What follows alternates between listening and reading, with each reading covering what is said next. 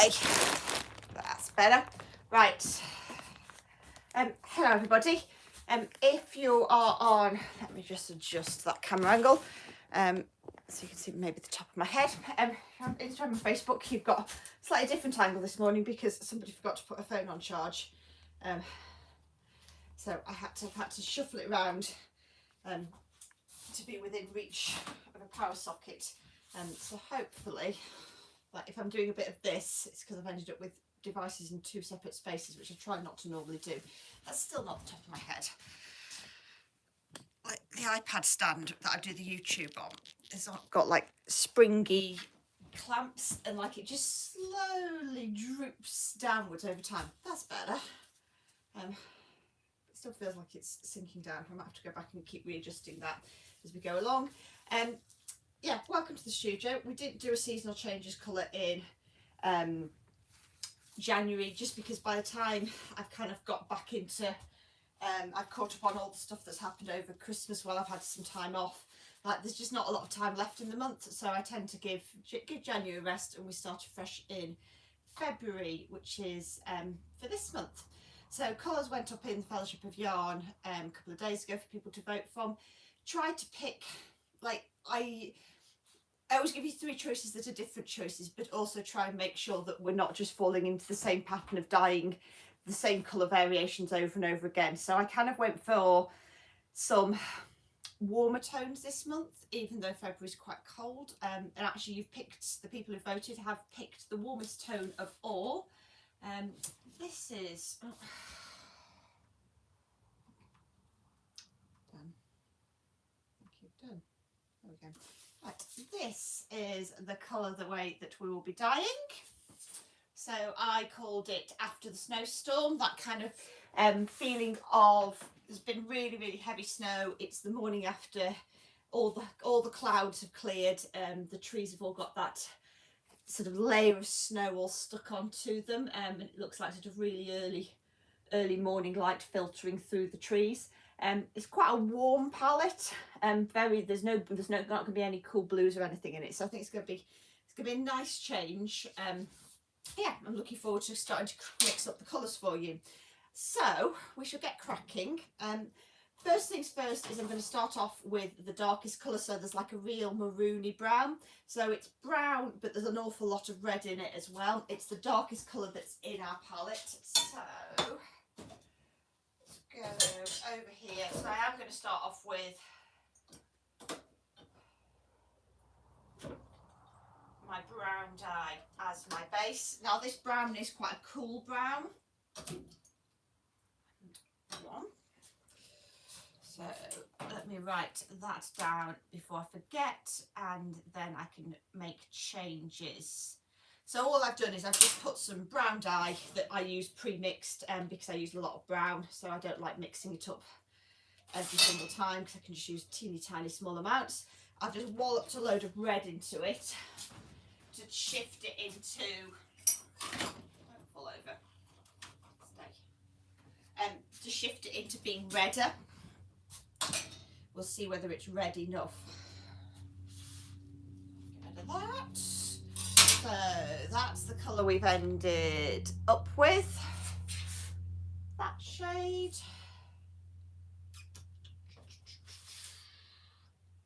I think by the time that's on the fibre, I'm not quite so concentrated. I think that's going to be about right. I'm debating whether it needs any more red in it, but I think it's okay as it is. So it's not going to be, none of the colours in this palette are super dark and saturated. So that doesn't have quite as much volume as dyes sometimes I use on the dark colours, but I think it's still going to be quite nice. So that's our red. Next up, we are going to dye that mid-grey tone. So in the colours that were picked out, which are the ones that people have chosen, there's no blue toned grey in this. So even though there are blue toned greys in the picture, the colour that's been put in there is quite charcoaly, and it's quite a neutral mid-toned black. So I do have a grey dye, but the grey dye that I have is almost a blue, and that's the wrong grey for this. So what I'm actually going to do is I'm going to use the black dye that I have, and we're just going to not use very much of it. But how much of it? Let's try 10. And the black dye that I have is very purple based. It might be too purple based. I'm just going to grab some water.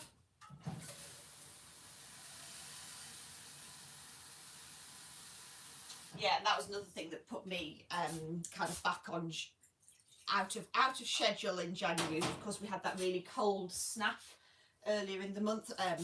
With all the water pipes that go over here were all frozen, so I couldn't have come over here and dyed any seasonal changes anyway, because for most of the month I've not been able to do any dyeing. I've sort of been catching up on lots of admin tasks. Right, that's the black diluted down into a grey.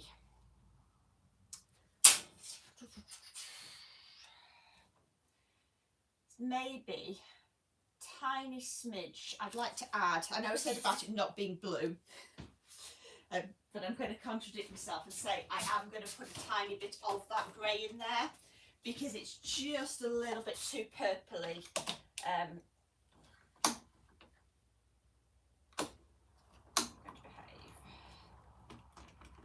As these dispensers wear out, they start to stop, the little valves in them start to stick. Like they're the pub spirit measures, and like in the UK they're legal. They legally measure the correct amount of spirits, and like all the documentation is after a certain amount of time you actually do have to replace them, otherwise they're not legal. And it's just because the bits inside them it's all just bits of plastic, and they all just start to wear. So yeah, so they stop working after a while and I have to replace them, but they last a good chunk of time. Right, I was putting some black into this, some grey into this black. So because I'm not putting in very much, it's back to measuring it out with the syringes again, because let's try that much.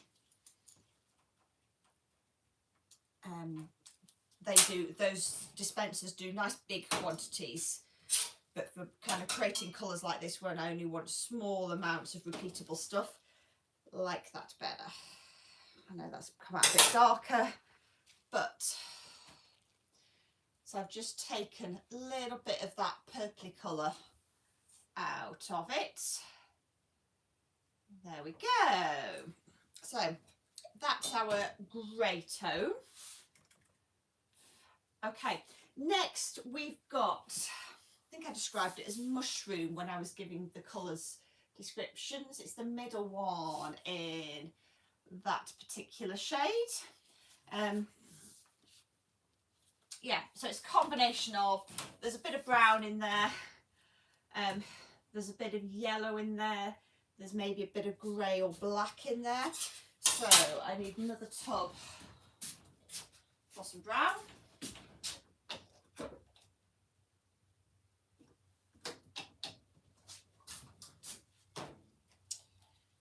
And it's a lighter colour than the grey that I've just mixed. So lighter colours just means less volume of dye. So let's start off with, I've just dripped 3 of brown. And then I'm going to put a tiny bit of this black into it.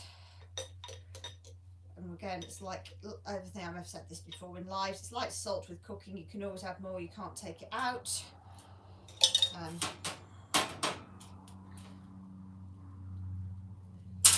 See where that is. I think it might need some yellow. At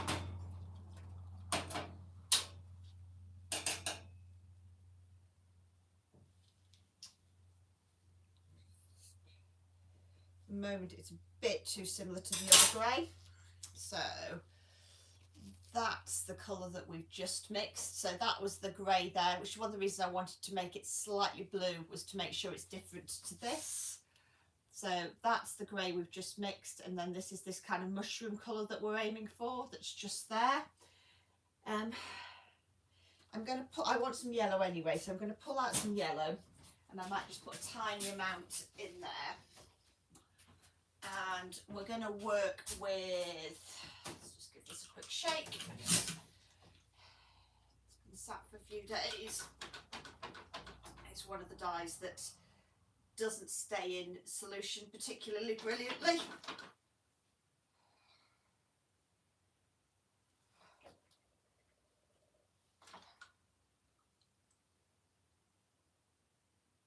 we go. Just mixed it all back up again.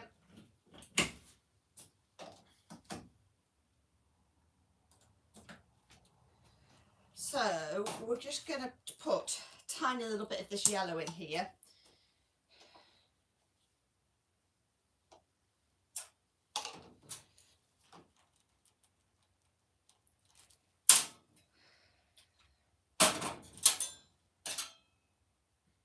That's a bit better. So we've just, by adding that little bit of yellow, can you see how we've now got, oh, I'm doing a really bad job of holding this up today. Fingers aren't working. So that's the yellow, that's the blue, so that's the grey that we mixed, and then that's this mushroomy colour that I've just added a tiny little bit of yellow into. What I'm going to do, I'm just going to put, it's gone a little bit too yellow for my liking, so I'm just going to put a tiny bit more brown in it. But it still should be slightly paler than that grey. Just wipe that off. These pale colours sometimes, I think they almost take longer almost to get to the right point than the darker colours, because such tiny adjustments. Right, so that I think is going to be the final version that we've ended up with.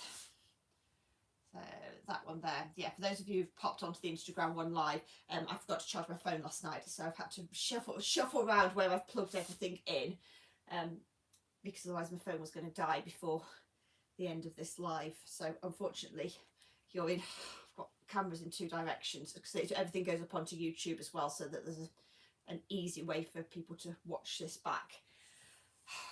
How do I feel about that? It's not matching the original colour palette. That's the issue that I'm having. Like, I know what I wanted to do with it. So if we put this up there, we're after this mushroomy beige, and actually I think I got closest to it on the first go, and then I kind of went down at, oh, maybe I need to put some yellow in it, and I don't think it does need the yellow in when I've actually gone back and looked at what the original picture colour is. I think it did just need to be that brown and black, not have the yellow, because the yellow comes into the palette later on. Right, let's put that out of the way. I'll use that on something else later on. Let's go back to what I'd originally mixed, which was just brown and just black, rather than trying to faff about and end up back where we started with.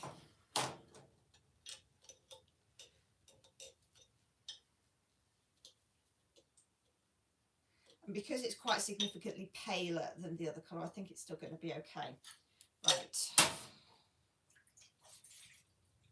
This is one of the reasons why I kind of like to swatch as I go along. I've kind of got a record of where I was, and kind of can go back to ideas. But yeah, so because I think I put more blue into that original grey, that's still going to be different enough. Let's not overthink this. And as those of you that have been doing this for a long time with me know, sometimes I dye stuff in the live stream and say, I'll look at what it's like on the dry fibre, and if need be, I'll dye another braid of it later on, once I've seen how it sits within the palette. So the aim with these palettes is always that you have, they fit together tonally, they're a pleasing set, You could start to mix and blend some of the colours together, but if you like doing colour work, there's enough contrast within them for you to be able to go, yeah, those colours stand out from one another because they're tonally different, so they are different shades of light and different shades of dark. Okie doke, let's do the 2 shades of yellow. So we've got this very light butter colour and then this apricot shade as our final colours on the palette. I think this yellow, because the base of the fibre is already creamy colour, so we'll know, although this is white, I'm not putting it on white, I'm putting it on cream because that's the natural colour of the wool. So it can sometimes be very easy to over egg the yellows in particular. So I might just try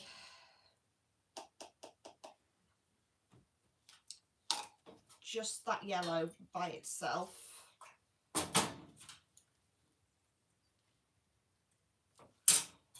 Tiny amount of it. But what it possibly needs, oh, I'll just splash that. So that's the yellow by itself.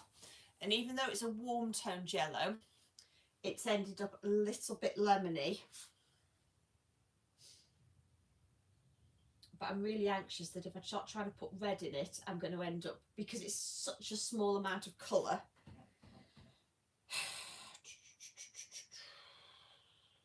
I think it's going to have some red in it, because otherwise it's not going to be the right tone. Now, red, or do I try and dilute it down with pink? Red, I think, because we've used red as our primary in all the rest of the palette, so I think we'll try and stay consistent with that. Now, I have a horrible feeling this is going to make it too orange. Probably could do with a 0.5 millimetre syringe, but I can just about manage with a bit of real close focusing to pull this, because these measuring ones, but I can see a 1/2. Let's see where that is. Okay, that's better. So it's still yellow. There we go.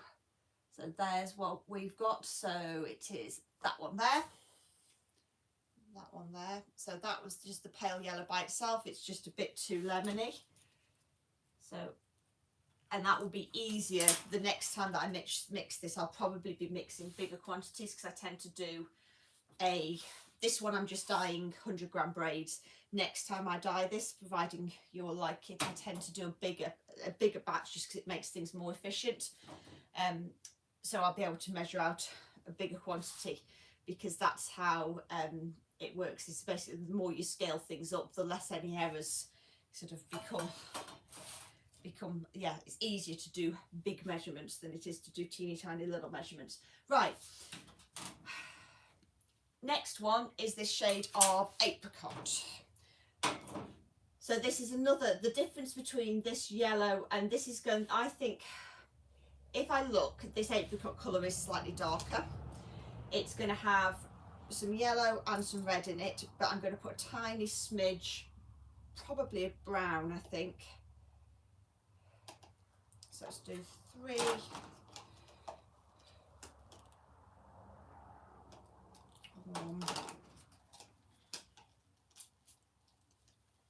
Make sure we've got no air bubbles in. With the dark colours, it can be sometimes really hard to see the lines on the edge of the syringe. That's 1.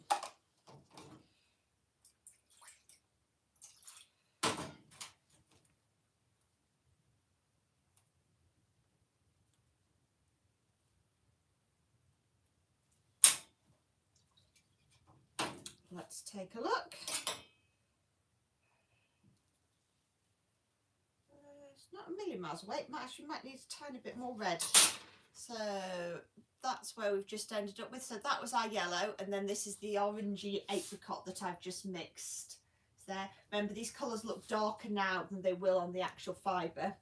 I'm going to put 1 more of red in there just to make sure it is different to that yellow.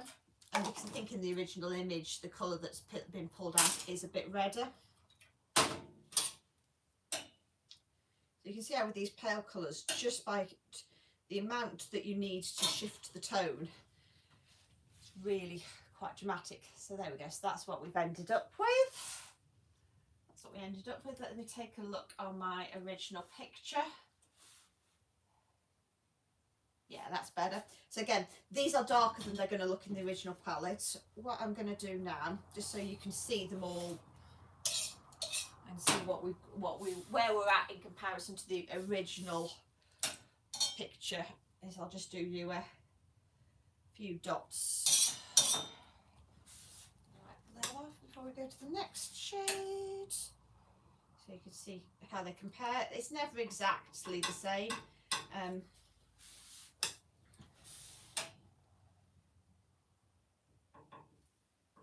But it's also a way of kind of, because there's now so many dots on that bit of paper, it's a way of me trying to be able to see, okay, have I got the colour balance right? Is there enough difference between some of the tonal shades? Because basically everything in this is a shade of red, yellow or orange.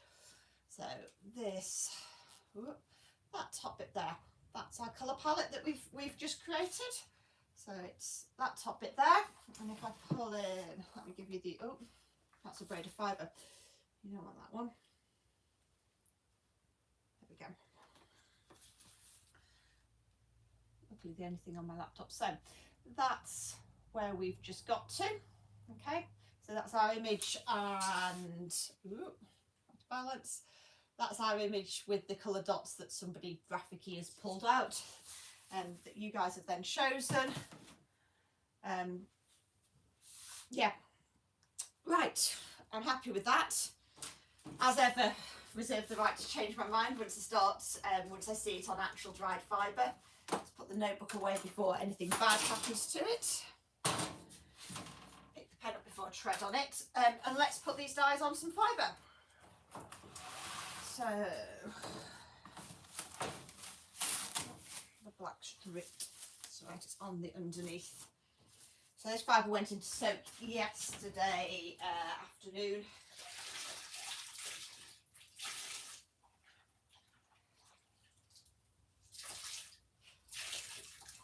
Just to make sure it's all nice and wetted out, so the dye sort of spreads around and soaks in as evenly as possible. I'm going to do a little bit more dyeing after I finish this. We're going to dye some sock fibre. Busy starting to get sorted for Wonder Wool Wales.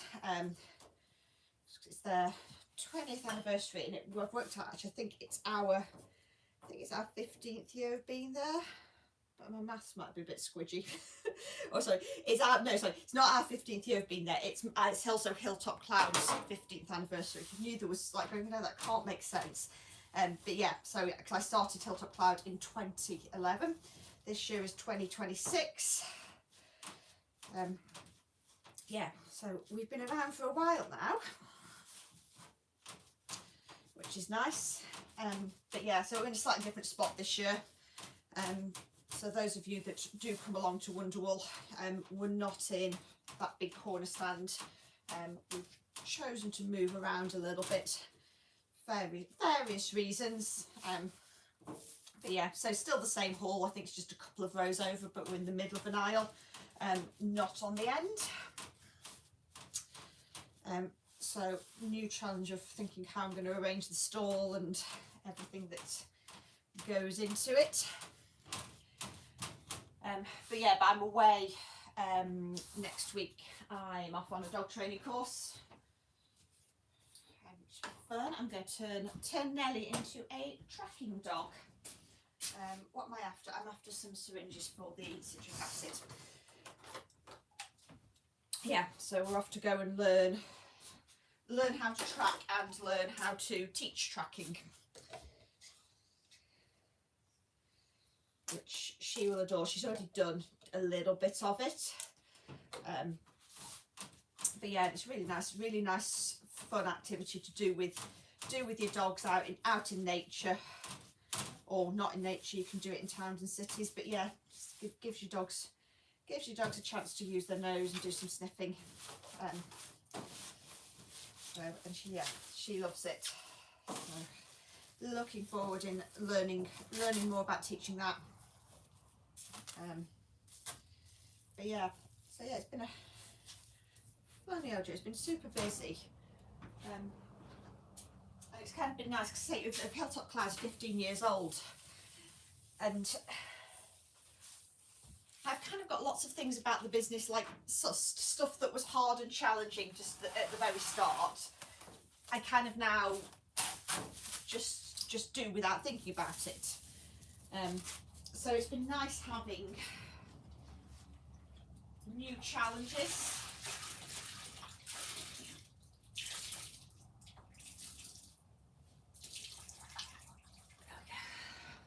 Yeah, because I love learning new stuff. And I think it's kept my brain busy, and kind of meant that when I'm spending, like, sort of time gets divided a little bit more now as I go off and do dog training stuff. As I go off, come back and do Hilltop Cloud stuff, like, it doesn't feel stale because I've had chance to go off and do other things as well, which is important, because I think particularly, like, textile arts was my hobby before it was my job, and if you're not careful, it can become the only thing about your person. It's everything that you are. It's the only thing about your personality, and some people are okay with that, but I'm kind of not. I think it's why a lot of people get burnt out in this industry, and partly because it's hard. Like, if there's more news of more businesses closing down and shutting down this year, who have decided that they can't make the finances of it work anymore, or they just don't want to be in business anymore because it is hard. And because you're not accountable to anybody but yourself. So if you don't feel passionate and want to do it, then things just fall by the wayside. But I still love doing it. Still enjoy coming into the studio, doing the dyeing. Some of the tasks are highly irritating, but for the most part, I think that's true of any job. I don't think there's any job that doesn't have parts that you're just like, this isn't a lot of fun.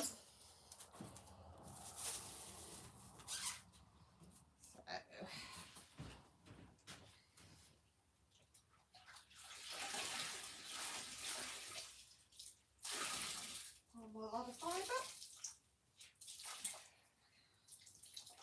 But yeah, I'm kind of hoarding the remaining supplies of cambrian at the moment because I don't process it myself. It's processed by the Cambrian Wool company.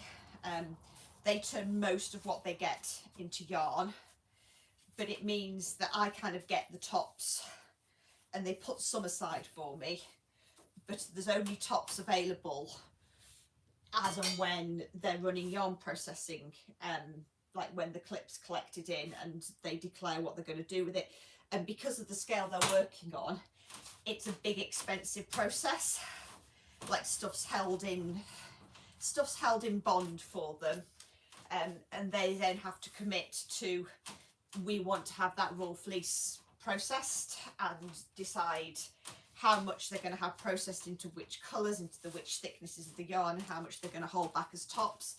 And I think I have exhausted the last of the supply of tops that they got in their warehouse, in their storage unit, which means I've now got to wait until they need to commit to do some more yarn producing, which will then turn into, they can pull some of the tops out of the process before they're turned into yarn. And like, we try to avoid it happening, but because nothing in this life is predictable, like, they can't predict their yarn sales and how quickly they're going to need to have a production run done. I can't entirely predict how much fibre I'm going to go through in a year. So yeah, so I've got to hold fire for a little bit. I've got probably about 5 kilos left, which isn't ideal because I'd love to have lots to take with me to Wonderwool, but if I haven't got it, I haven't got it. I can't dye what doesn't exist. So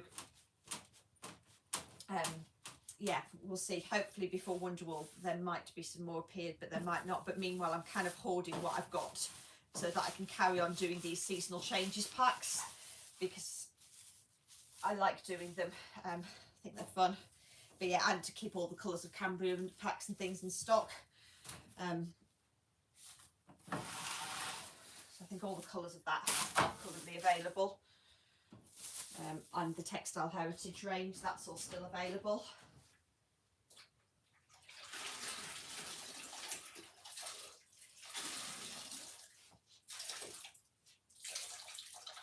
But yeah, so when I get back from my course next week, I might have to send Susie at Cambrian Wool an email and go, do we know when I might be able to have some more tops, and make a plan from then about what I'm going to do.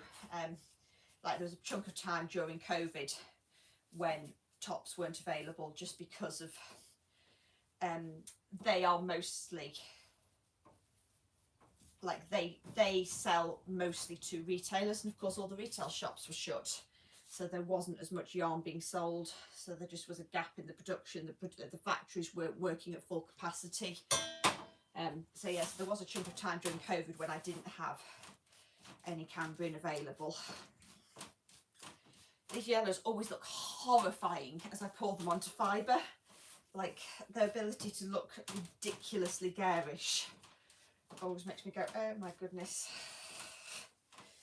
It's just the way that they reflect back the light, and they kind of suck onto the fibre really quickly.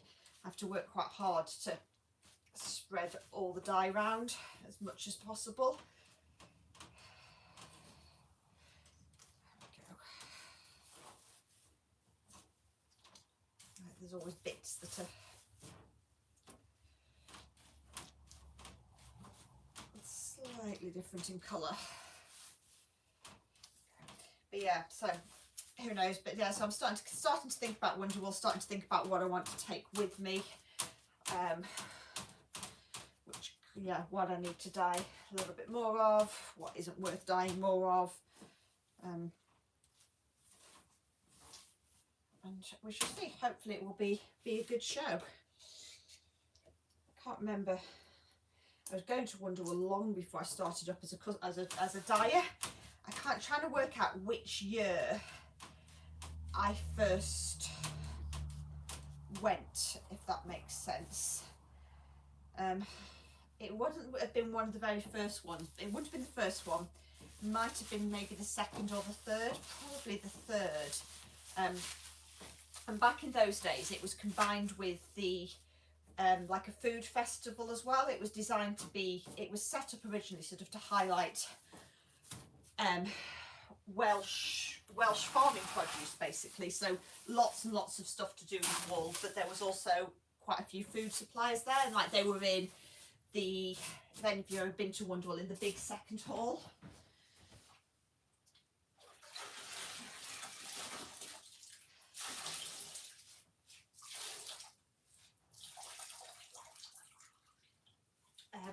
And I remember Posh Yarn were there, which was back in the days when they still, because Posh Yarn were on, well, I don't think they've now finished as well, based in Wales. Oh no, they closed and they restarted again. But yeah, they were based in Wales. It was in the days when they actually still did an occasional show, before they just shifted their business into online only. And yeah, but the big second hall was completely filled with food producers. But I've still got a chopping board that I bought there 20 years later. Well, yeah, 20 years, more than 20 years, because it's 20 years of them doing the shows, and we had a couple of years where we didn't have a show because of COVID regulations. So I don't think we didn't show in 2020, and we didn't show in 2021. We were there in 2022. With lots of precautions. it all worked out reasonably well. I think in 2022 I did get pinged with a close contact from somebody who later tested positive. Never did work out who, well, never did work out, I didn't end up with COVID from it. And it must have been somebody in one of the adjacent stalls, probably on the other side of one of the screens. So any of you have been to Wonderwall, like they have these big wooden shelling. They're sort of like 8 to 10 foot tall. You've got to stand on a stool to get to the top of them, I know that much. But so somebody could have been sat on the other side of one of those big wooden partitions for the entire weekend of the show. And in reality, it was nowhere near them. And the halls are so big and drafty there. So, yeah. Right, that is our peachy orange. Let's roll that up nice and tightly. So, these are going to go into the oven and they will heat set. I'll take a look at them once they're heat set and decide if they are colours that we're after. Or if I need to make any changes to any of them. I'm going to crack on and dye some of the Cheviot sock fibre for the rest of today. They'll be in the shop. So I say I'm away all of next week. Week after they'll be in the shop. I say I'll be away all next week. I'm not going until Monday, and actually I'm back home on Thursday evening, so I'm kind of away Tuesday, Wednesday, Thursday mostly. So there will be posts still going out as normal. Those of you who get the emails will have seen one of the things I've changed for this year, just because I need a little bit more flexibility about when I send stuff out, because sometimes Thursdays, if I'm out teaching or if I'm out competing and things, I'm leaving the house at sort of half 5, 6 o'clock in the morning. So trying to send out post at that time on a Thursday morning can be a little bit challenging, particularly if I've been working until late on Wednesday evening.